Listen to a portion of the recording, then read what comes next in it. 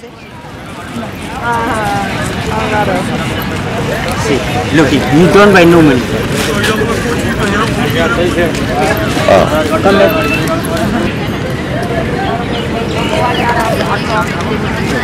Very nice game. You give me birthday party.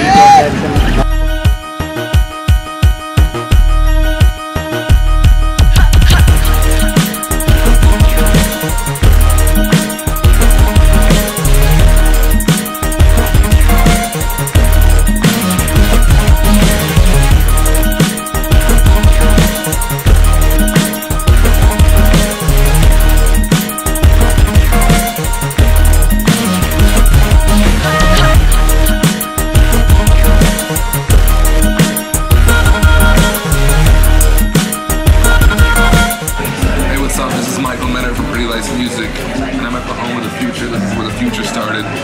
Shout out to DJ MOCITY for bringing me out here for my first India trip.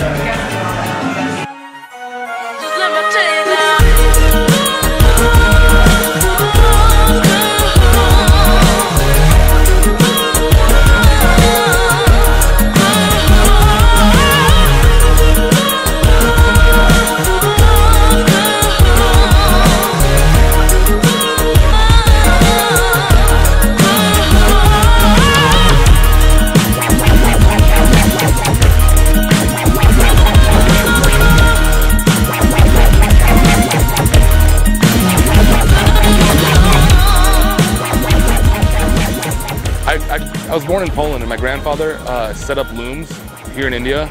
So he was in things and just different stories that he told me when I was a child, you know, growing up. And this is when I was in a communist country where I thought I'd never be able to leave that country, let alone, you know, travel to India and be able to do it for my music, you know. So it's like coming here, there's like an ancient ruins behind me, you know. It's like it's a dream come true. It's something that, like, I'm 30 now, you know, and I've been dreaming about this since I was like 2-3 years old. So it's like to come here on this terms and meet good people and be able to hang out and like do shows and enjoy the scenery and be with, you know, just be here. It's amazing to me. It's like a dream come true, you know. I'm just in awe the whole time. It's like, and especially since it's one of those seeds that, you know, like before I knew about America, I knew about India through my grandfather, you know, and he had like little viewfinder slides with the 3D pictures, you know. So like I saw all these places and things and photos, and now I'm here living it myself, so I feel like I'm the luckiest guy on the face of the earth.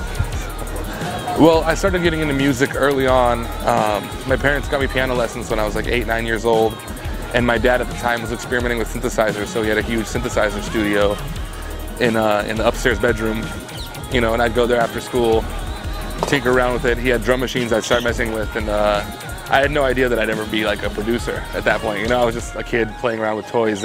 And slowly I started using computer software to produce things, and I was playing in bands, playing guitar and keyboards, and it eventually just progressed to where I realized that a lot of the things I wanted to do with music, it was a lot harder to teach people rather than just do it myself and produce it and make it happen. And then I started using samples and collaging things because I didn't have the access to, you know, string sections and female vocals from the 1960s and things like that, you know. Got back into software and used the combination of, you know, live analog and with like actual analog stuff and like synthesizers on VSTs and, you know, and DAWs of different software platforms to make music with.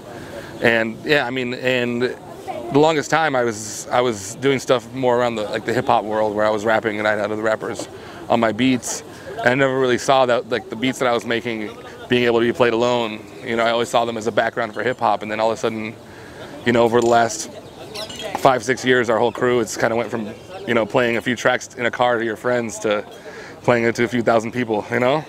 Giving the music away, it was one of those things where you know, nobody was buying CDs, everybody was pirating stuff. Napster was like, went through the whole collapse, and then everyone was trying to rebuild with like Rhapsody and all these different things. And I mean, it was so hard to market yourself anyway when you're an independent artist. It's like trying to sell it on top of that was just another obstacle that, like, you take that away and it's like immediately people will be like, okay, I'll try it, you know, I'll download this album. If I don't like it, just delete and it's gone, you know? It's not like they buy a CD and they waste $15 and they're like, oh, fuck these guys, you know?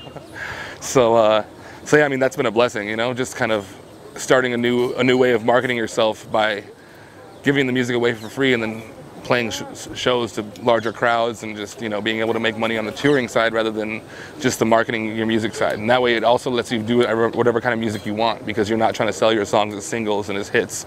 You're trying to just make the music that you believe in.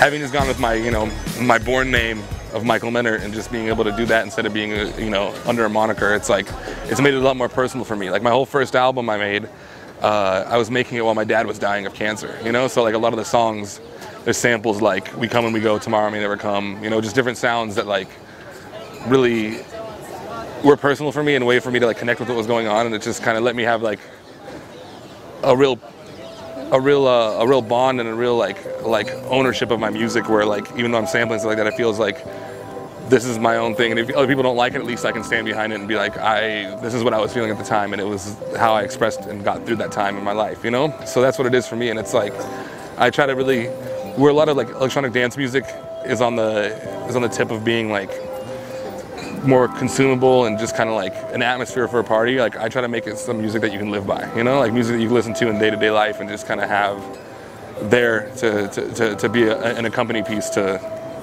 your living, you know, rather than just to your partying. We as performers shared with you, our listeners, the creative best in our lives. You saw the performers in your own mind. You were not restricted by the boundaries, but instead painted your own big-as-life version of each moment with that loving, creative brush we call imagination. Just in case you're out of practice, here's a little test to demonstrate the power of your imagination.